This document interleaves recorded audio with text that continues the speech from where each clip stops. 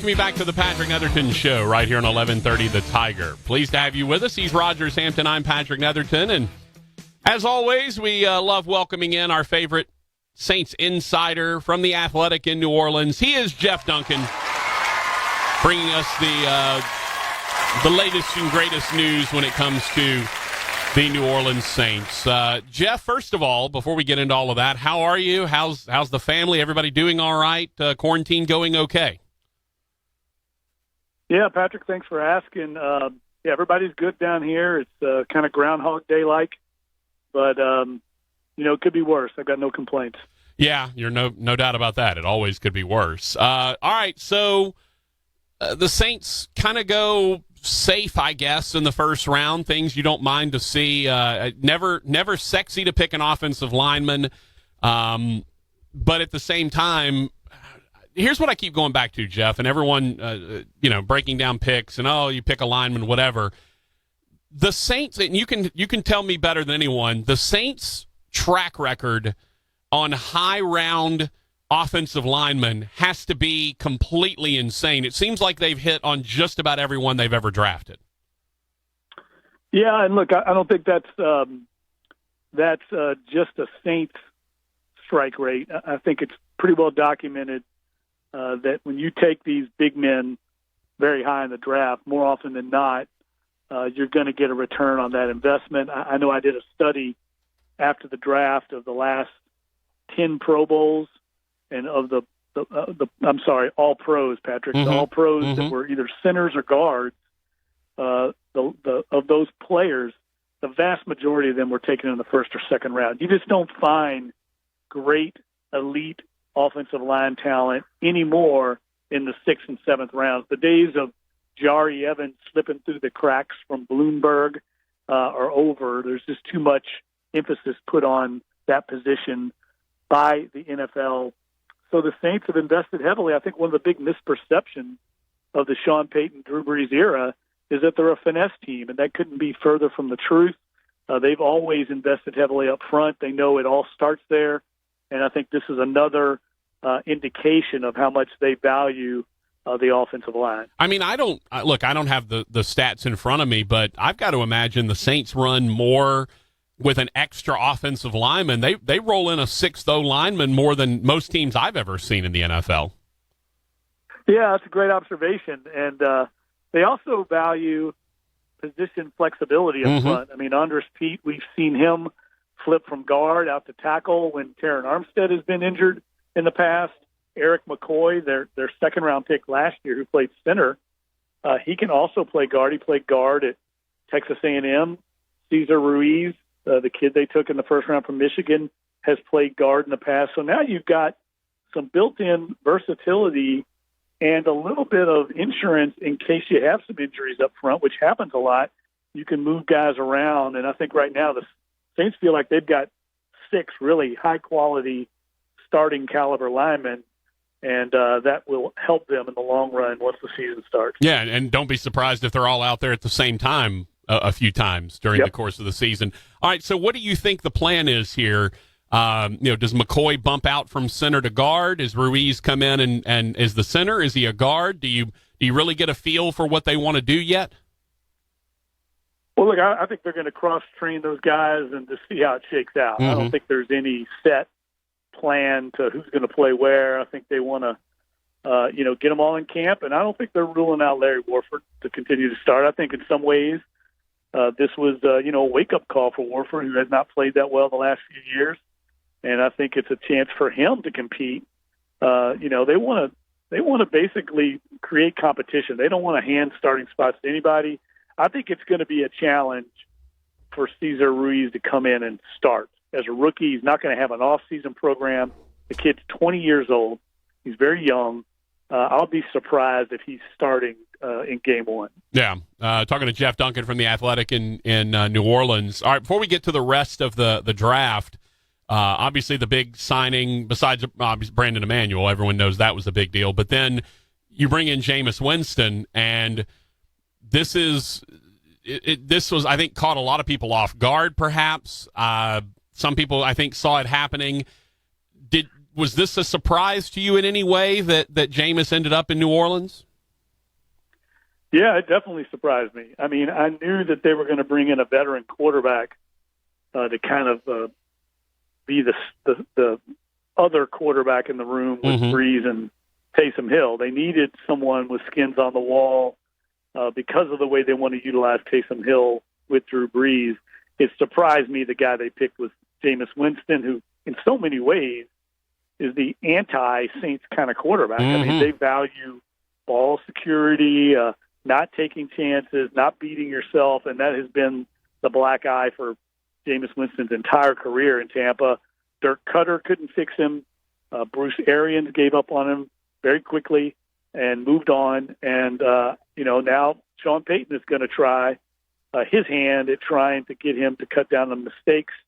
And I just don't know how he's going to do that with him being a backup. He's not going to get on the field, so we're not going to really see much of him except for in practice. I did enjoy the stat that he has completed more passes to Saints players than Taysom Hill has at this point in his career. That's a great stat. Look at it this way, Patrick. Drew Brees the last 3 years combined has thrown 17 interceptions, and Jameis threw 30 last year. Yeah, it's and I know at some point that's going to drive Sean Payton crazy. All right, so the real question is, and the one we've been debating up here for a few days is, all right, let's say that you get a repeat of what happened this year or this past season. Drew Brees gets hurt, a thumb on a helmet or something like that, or a hamstring pull. He's got to sit for a game or 2, 3, that kind of thing. Who trots out there to take snaps? Well, I think a lot of it's going to depend on how significant the injury is to Brees and who wins the backup quarterback job in camp. I think those two factors play into this. If it's a couple of games, say an injury that Brees is going to come back from in a couple of weeks, I think they would probably go with Winston and keep Taysom in that gadget role the way they've been doing, the way they did with Bridgewater. But if it's a season-ending injury and he's going to be on the shelf for 10 games and Taysom were to win the backup job, then I think it would be Hill. I think what confuses people with this quarterback situation with Taysom Hill is it's all in place with Drew Brees as the starter. Right. Once Drew Brees is retired and moved on, it's going to be different because Taysom Hill is going to be actually competing to be the starter. Right now, he's not. I get the impression, and you can correct me if I'm wrong or if you get the same impression, I get the feeling that we may see Taysom Hill for more than 1 or 2 plays at a time moving forward. Maybe, the first drive of the second quarter or a whole drive somewhere. I just feel like we're going to see a lot more of him in terms of getting to lead the first team offense in an actual game.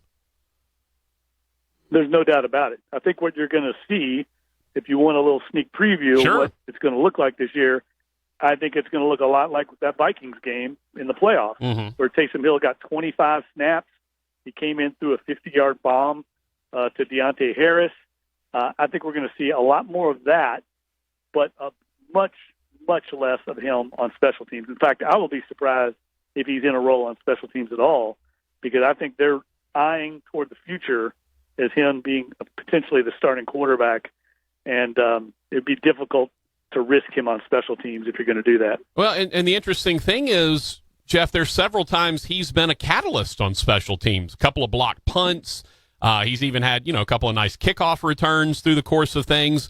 I just worry that if you start, okay, he's now your quarterback and that's it, do you lose him as a guy that can create a spark? Because as I recall, the game at Tampa last year, I don't think the Saints win it if he doesn't come in and block a punt and get that momentum going.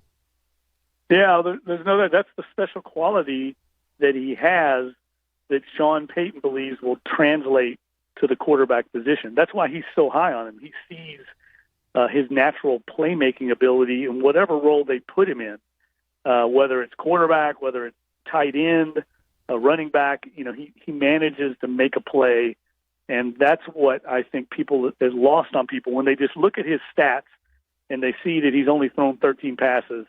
I understand the skepticism, but you have to remember the Saints coaches have had Taysom Hill for 3 years now. They've been out at every practice. They've seen him behind closed doors in the meeting rooms. They know he's in Drew Brees' hip pocket.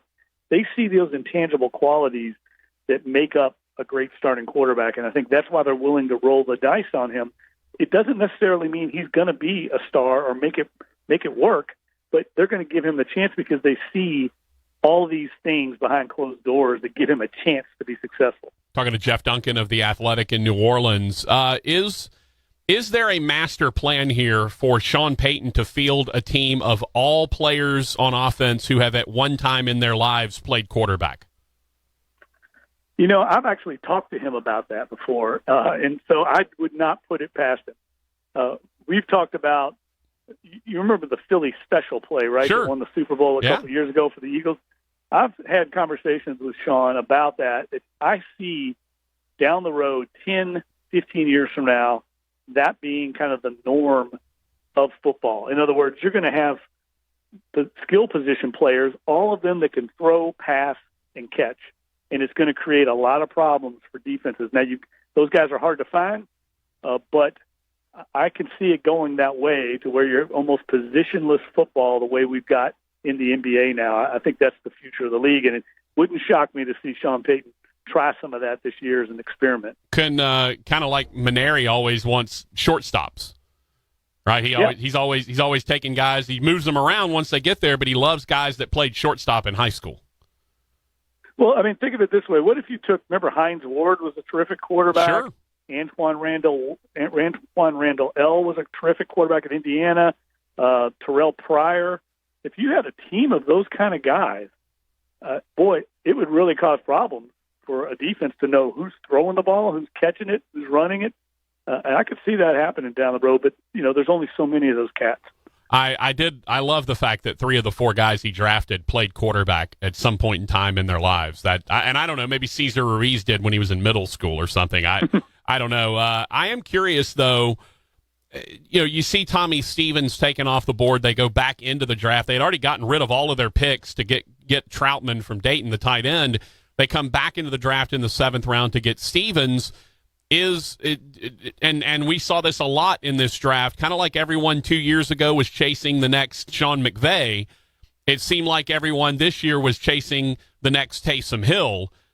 Is Stevens that next Taysom Hill guy? Well, I think that's the role they envision for him. But I think he's much more of a tight end, fullback type Taysom Hill, whereas Taysom Hill, I think, still more of a quarterback. I mean, people forget sometimes, Patrick, that Taysom Hill was a terrific quarterback at Brigham Young. I mean, he was a Heisman Trophy candidate until his injuries sidelined him late in his career. I think people look at him and think he's like a converted defensive end or something, that he's never played quarterback before. Tommy Stevens has never had the success at quarterback in his college career that Taysom Hill has, but he's got some of the athletic traits that are similar to Taysom Hill. He's a big, strong, fast guy that can run. I actually think we'll see him down the road maybe end up being a tight end, someone that they can develop at that position. But until then, I think he's going to play a multifaceted role, much like Hill. By the way, you can follow Jeff on Twitter at @JeffDuncan_, or as our old boss used to say, lowercasing. That was the Timmy B deal. Jeff, I guess you and Brandon Marshall aren't going to be on Christmas lists. You're not going to exchange Christmas cards this year. I mean, what? Look, I know he played football and he was with the Saints at one point. He never really played, but I don't know why does Brandon Marshall's opinion of the Saints, why does that hold water for me? Or why should it?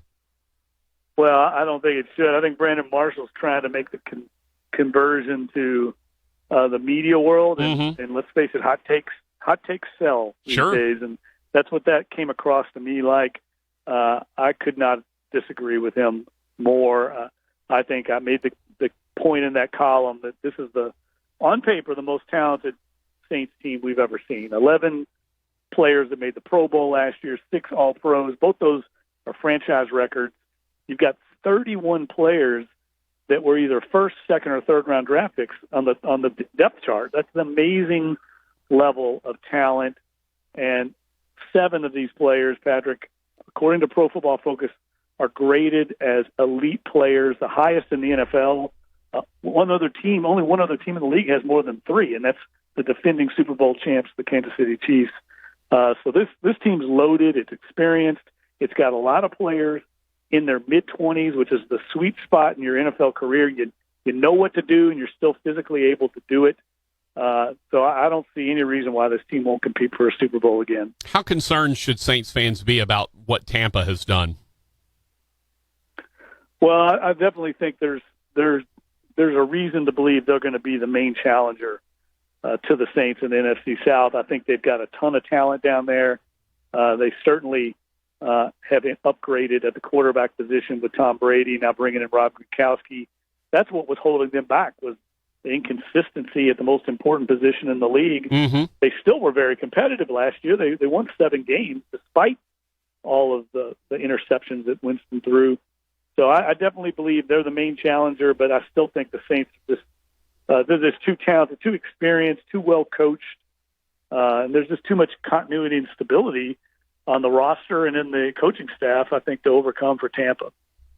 Well, I certainly hope you're right. Although it's going to be a very fascinating division now. The quarterback play in that division is, I don't think second. I think it's probably the best quarterback division in the league now. I can't think of anyone that's got better, and that's assuming Teddy Bridgewater is, a bit of a better version of what he was for the Saints when he was a little bit of a game manager. But it's going to be a fascinating division to watch. There's no doubt about it. And Jeff Duncan is going to be the guy that covers it for the Saints from the Athletic in New Orleans. Again, you can follow him at @JeffDuncan_. Dunk, stay safe, man. Keep your head down, and we look forward to talking to you coming up here before too long. You too, Patrick. Thanks for having me on. Be safe, buddy. All right, Jeff Duncan from the Athletic in New Orleans.